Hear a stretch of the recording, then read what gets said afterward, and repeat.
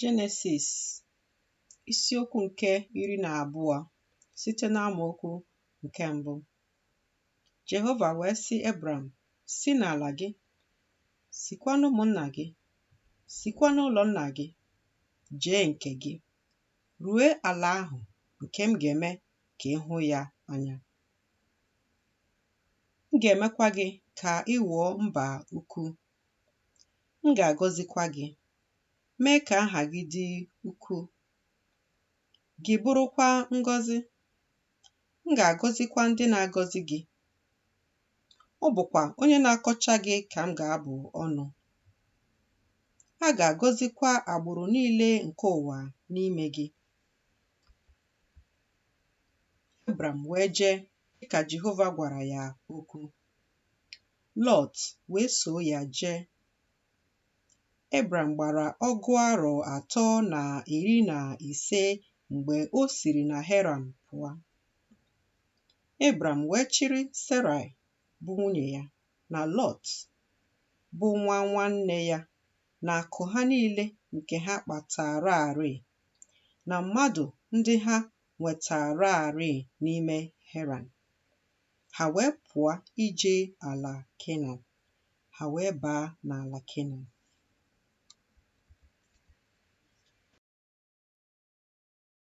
Ebram wee gabiga n'ala ahụ ruo osisi terebint nke More. Ndị Kenan nọ n'ala ahụ mgbe ahụ. Jehova wee mee ka Ebram hụ ya anya. Ọ sị, mkpụrụ gị ka m ga-ewere ala nke a nye. O wee were Jehova bụ onye ahụ nke mere ka ọ hụ ya anya ebe ịchụ àjà n'ebe ahụ. O wee si n'ebe ahụ kwapụ jee ugwu ahụ dị n'iru anyanwụ Betel. Ọ maa ụlọ ikwu ya. Betel dị Ai dị n'iru anyanwụ.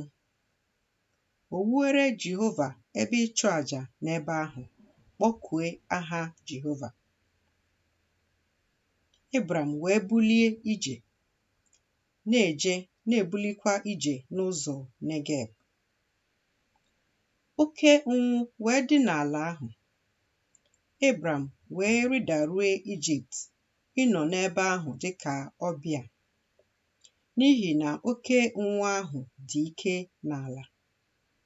O rue mgbe ọ bịaruru nso ịba na Ijipt, na ọ sịrị Serai bụ nwunye ya, biko lee, amaara m na nwaanyị mara mma ile anya ka ị bụ.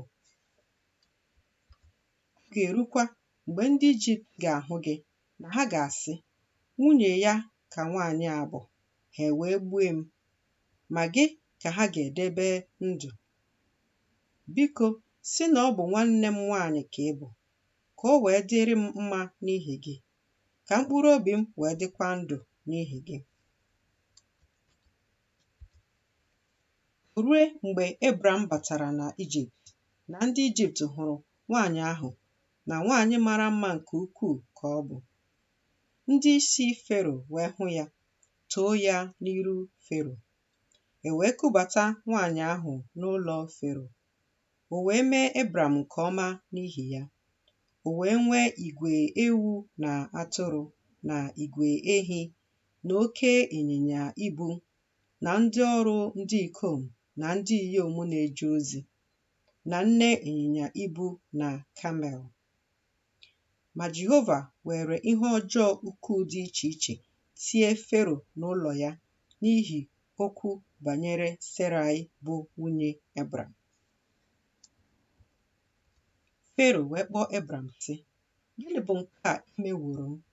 N'ihi gịnị ka a na-egosighị m na nwunye gị ka ọ bụ? N'ihi gịnị ka ị sịrị, nwanne m nwaanyị ka ọ bụ, m wee lụta ya n'onwe m na nwunye? Ma ugbu a, lee nwunye gị, kuru ya laa. Fero wee nye ndị ikom ụfọdụ iwu banyere ya. Ha wee zilaga ya na nwunye ya na ihe niile nke o nwere.